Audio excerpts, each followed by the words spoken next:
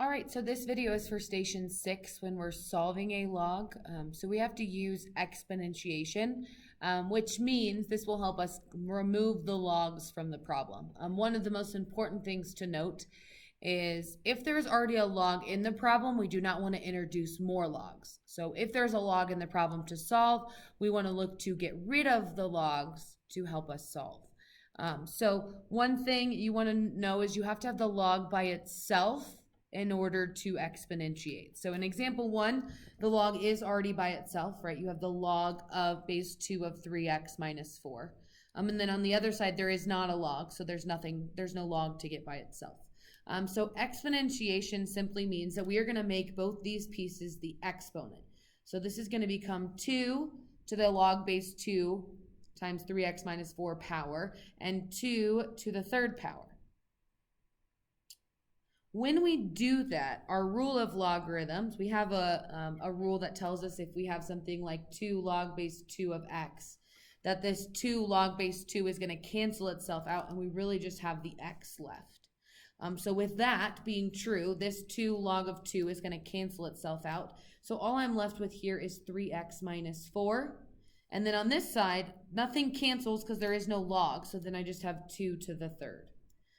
So then if I simplify here, 2 to the third, 2 times 2 is 4, times 2 is 8. So now I just have a simple equation where I want to get x by itself. So I'm going to add 4 to both sides. I get 3x equals 12, divide by 3, and I have x equals 4. Now, before we say this is our answer, we always want to make sure that it's not extraneous. The thing we're looking for is we can't have a log of a negative number. So this can't be negative when I plug in my x value. So if I plug in the x value 4, 3 times 4 is 12, minus 4 is 8. So positive 8 is fine, which means this is a solution. So moving on to the next one, again, like I said, before we can do our exponentiation, we need to have the log by itself. So in this case, the natural log. I need to have this by itself, which means I need to move the other pieces to the other side. So that includes subtracting 5. So then I have 4 times the natural log of x minus 2 equals 16. And then again, I still need to get rid of this 4 in the front. So that would be dividing both sides by 4. So then I have the natural log of x minus 2 equals 4. 16 divided by 4 is 4. So now that I've gotten the log by itself, again, I want to exponentiate in order to get rid of the log. With a natural log, here we used the 2 because my base was 2. So remember, natural log is like a log base e.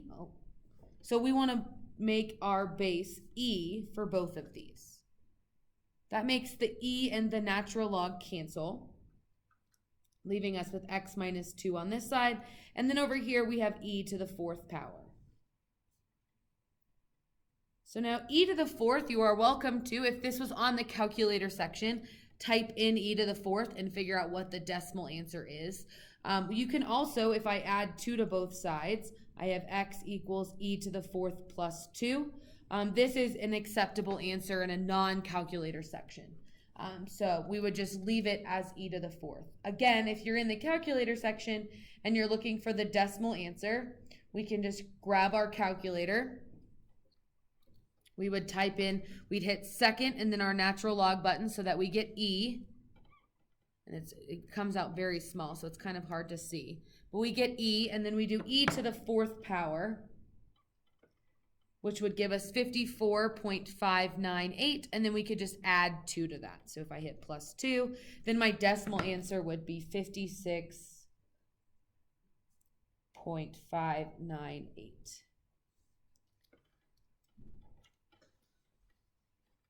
All right, so then looking at our next one, again, before we can do our exponentiation, we need to have the logs by itself, and we can only have one log on each side when we exponentiate. So first, I'm going to need to condense these 2 logs together.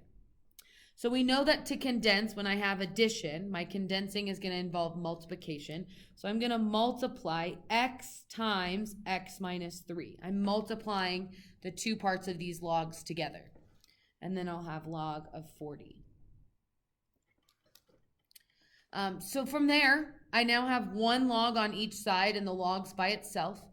So I can exponentiate. Again, the base here, remember when there is no number, it's an imaginary 10. So that means that the base we're going to use here would be 10. So then our exponentiation will cancel here, and we're left with x times x minus 3, and cancel here, and we're left with 40. So then to solve for x, I would distribute. So I have x squared minus 3x equals 40. And then anytime we're working with the quadratic, this would mean that we would need to factor or use a quadratic method of solving. So here I would subtract 40 from both sides. So I have x squared minus 3x minus 40 equals 0, which would in fact factor to x minus 8x plus 5, right? What multiplies to give me negative 40 and adds to give me positive, or negative 3 would be negative 8 and positive 5. So then when I solve those, I would get x equals 8 and x equals negative 5. And again, remember, we can't have negative logs. So if I plug in these values, we want to make sure that nowhere we would be creating a negative log. So if I go to this at 8, put 8 here, log of 8 is fine. 8 minus 3 is 5, log of 5 is fine. So 8 is an acceptable answer. If I put a negative 5 here, then I have log of negative 5. And like we said, we can't have a log of a negative number. So this is an extraneous solution, meaning x equals 8 is my only acceptable answer. So hopefully this video helps you complete the rest of Station 6.